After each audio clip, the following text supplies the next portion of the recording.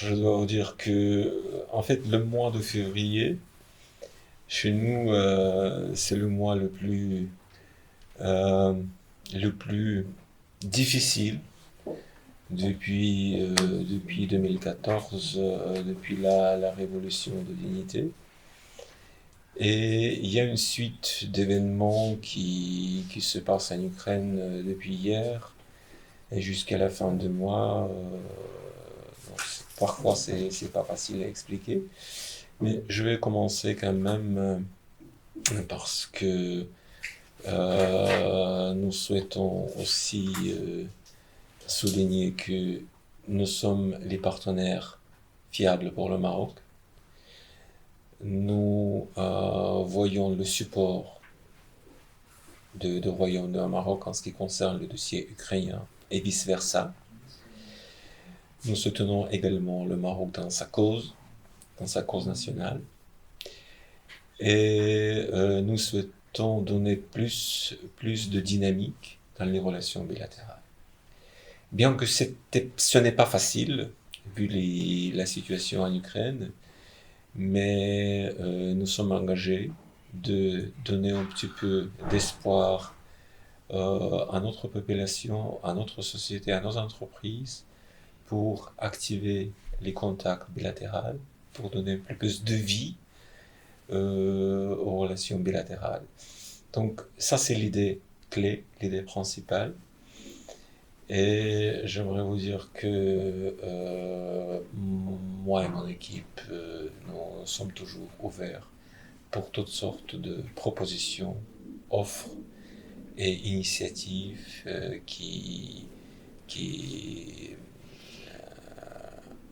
sont annoncées par le Royaume de Maroc et soutenues par le secteur privé et le gouvernement ukrainien en même temps. J'aimerais aussi dire que nous souhaitons aussi voir le niveau politico-diplomatique quand même à activer. Nous souhaitons voir nos relations sectorielles bilatérales intensives. Et nous souhaitons quand même essayer de trouver la moyenne pour que les Ukrainiens et les Marocains euh, profitent ou bénéficient d'un modèle simplifié d'octroi de visa pour visiter et le Maroc et l'Ukraine.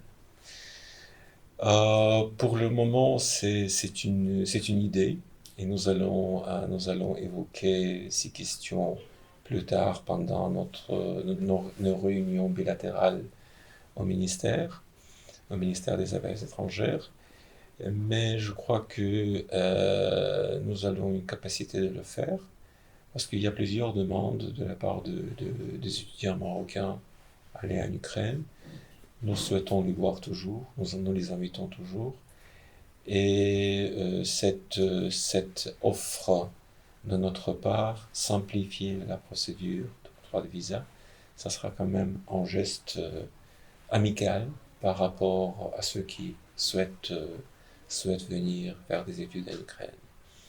La même chose pour les Ukrainiens qui souhaitent venir découvrir un petit peu plus le Maroc. Je dois vous dire que je travaillais toujours un bon moment quand même sur le dossier européen surtout. Et c'est ma première mission au Maroc, Anas le sait. Et c'est vrai que j'aimerais soutenir les efforts de la découverte de Maroc pour les Ukrainiens, surtout pour les visites touristiques, pour les visas court terme, visas électroniques. Ça, c'est le dossier qu'on va exploiter ensemble avec mes collègues au ministère des Affaires étrangères. Sur le plan économique, pour le moment, il n'y a pas de grand-chose que les perspectives. Nous avons programmé quelques échanges, quelques visites. J'attends avec impatience une délégation pour l'Expo Siam en mois d'avril, l'expo agricole. c'est la question agricole, surtout le format, le volet agricole, je veux dire, les céréales et l'équipement qui nous intéresse aussi. Et je crois que nous allons pouvoir le faire